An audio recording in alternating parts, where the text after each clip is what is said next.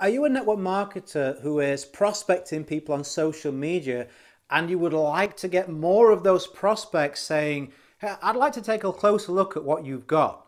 Or even at the point where they're saying, yeah, I'll take a look, but then actually watching what you send them. If you'd like one of those benefits with your prospects on social media, then this video is definitely going to help you. Let's just dive straight into this tactic that I found really, really useful over the years. So I found when I was first prospecting people on social media that, often unless it was that person that would say, yes, I want to take a look, or show that there was a problem that your product or business could solve, they were hardly ever going to take a look at what you'd offer them. Like if I felt the need, and you must have done this too, right, where you're trying to kind of squeeze the conversation around to your network marketing business and them taking a look, it doesn't feel good. And then most of the time they don't really want to say yes. They just say, yeah, sure, send some info over, and they don't really want to see it. So it's a waste of everybody's time.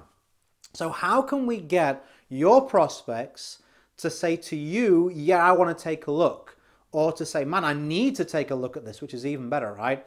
Well, you can use intelligent questions. Let me give you an example of how I've used this the best, and then you can make this fit into your network marketing company or product.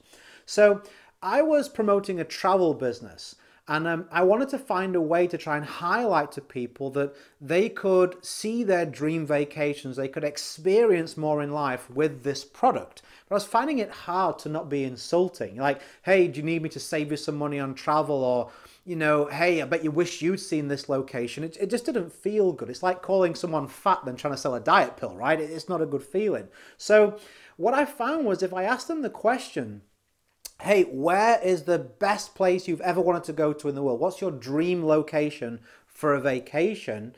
And they would say something, and then I would say, hey, have you got some photos, or what's your favorite photo of when you went there? They would always come back and say, man, I've never even been there.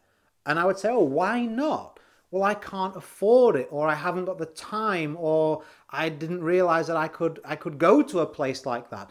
I would then be able to say, well, hey, listen, I have a travel business or a travel product that would allow you to solve X, Y, Z.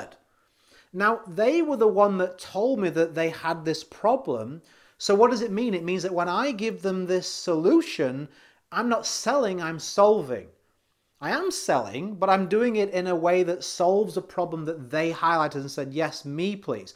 And I found that that drastically increased the keenness of someone to take a look at what I've got, and also the fact that they would actually then take a look, because who wants to say I have this problem and I'd love the solution? No, I don't want to pay attention. They just look stupid, right?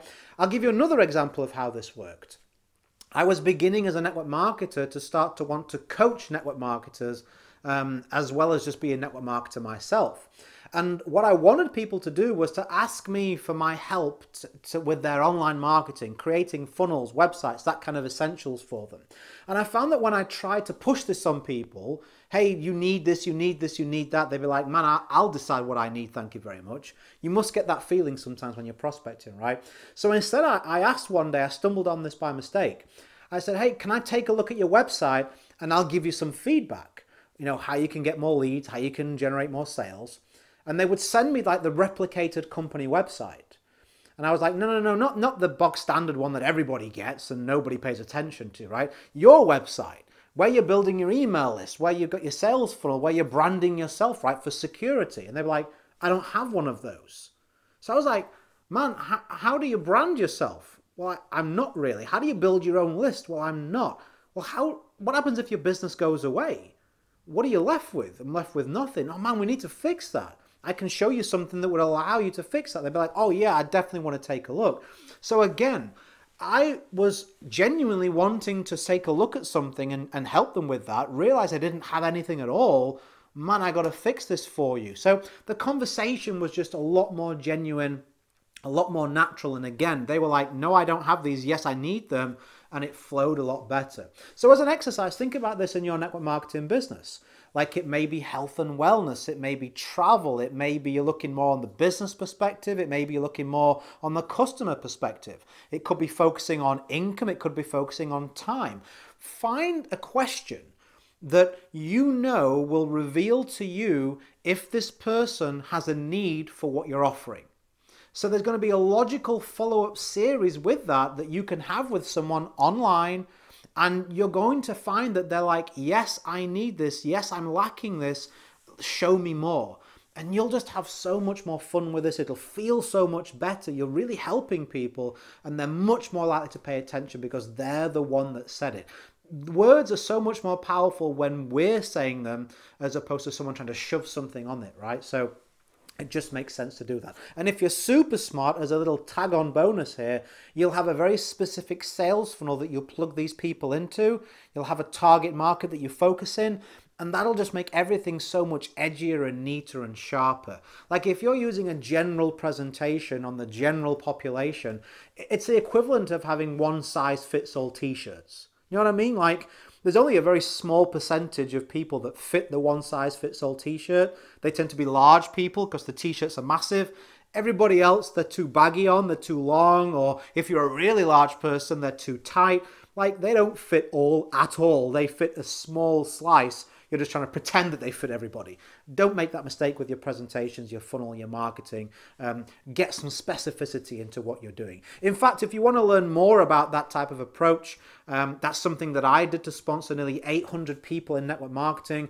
I've got a web class coming up at authoritynetworker.com/YouTube. I'll stick that link in the couple of lines down in the description, or it'll be in the first comment that I write. You can click on that, register for a free place, and get a bird's eye view of the approach that I did to sponsor that many people. I hope that was very helpful, and it's free. Hope this video was helpful in itself as well. Give it a try. Think of those questions. Get a piece of paper. Brainstorm those questions. Give them a try. See what gets the best response. Now watch what happens with your prospecting methods and efforts, how much more you enjoy it and how much more positivity you get and yeses to taking a look at information. As always, go create a day in life that counts. Always have more desires and excuses. And if you are a subscriber, I look forward to seeing you on the next one. Bye for now. Have a fantastic day.